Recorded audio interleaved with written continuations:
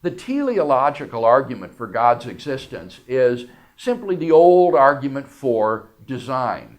And the cutting edge of current discussions of the design argument concerns the so-called fine-tuning of the universe for intelligent life. Now, what is meant by that?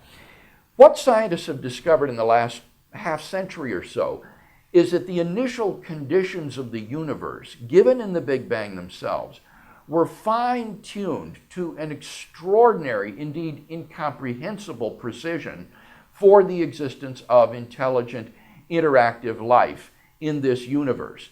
And therefore, the whole question about biological evolution has really been circumvented by the discovery of the fine-tuning. For the evolution of biological life forms to take place anywhere in the cosmos, you already have to have this elaborately set table in advance in these finely tuned conditions of the universe. And Dawkins discusses this form of the teleological argument in chapter 4 of his book under the anthropic principle. And what does he respond?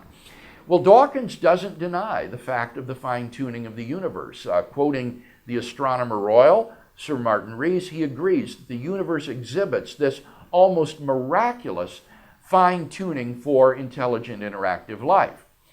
Moreover, he repudiates the explanation of this fine-tuning that it's physically necessary. Again, he quotes Sir Martin Rees to say that there is no physical necessity that the constants and quantities that are finely tuned for our existence have to be that way. This is physically contingent. We can easily imagine universes governed by constants and quantities that would make our existence impossible. So, Dawkins has to argue that this is simply the result of chance. And he recognizes that the chances of this occurring just by accident are so astronomically, inconceivably improbable that they cannot reasonably be faced if this is the only universe there is. And so he finds himself forced to recur to what is called the many worlds hypothesis, or the world ensemble hypothesis. That is to say, there is an infinite number of randomly ordered parallel universes. And our universe is just a random member of this world ensemble, and by chance alone, somewhere in this ensemble there will appear finely tuned universes like ours, and lucky us, we happen to inhabit one such world.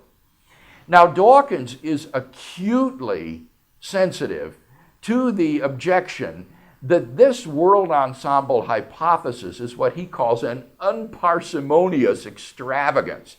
That is to say, isn't it much simpler to explain the fine-tuning of the universe to posit a single intelligent designer of the universe rather than this extraordinary hypothesis of an infinite number of randomly ordered parallel universes for which we have no evidence whatsoever? Well, Dawkins struggles mightily to defend that this is not an unparsimonious extravagance. And it leads to what he calls the central argument of his book. This is the heart of his book. And namely, let me repeat that. This is the heart of his book.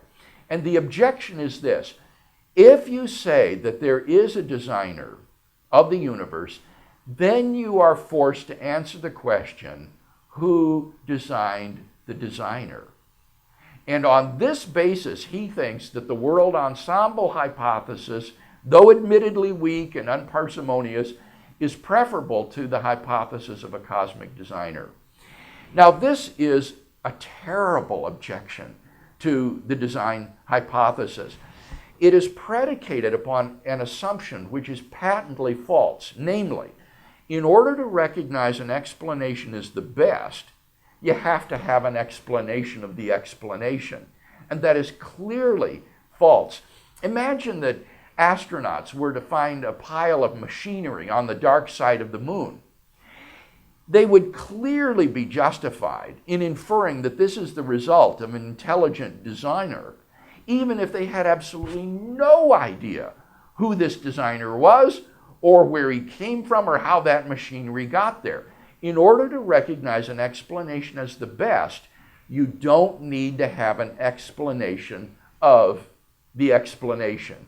In fact, adopting that principle would obviously immediately lead to an infinite regress of explanations. Before you could have an explanation, you'd need an explanation of the explanation. But before you could have an explanation of the explanation, you'd need an explanation of the explanation of the explanation, and so on to infinity, so that nothing could ever be explained and science would be destroyed. So Dawkins' whole objection is based upon a patently false principle. Whether or not the designer has an explanation can simply be left as an open question for future inquiry. But the fact that an intelligent designer is the best explanation for the fine-tuning of the universe, I think, is clearly evident and superior to the unparsimonious extravagance of the world ensemble hypothesis.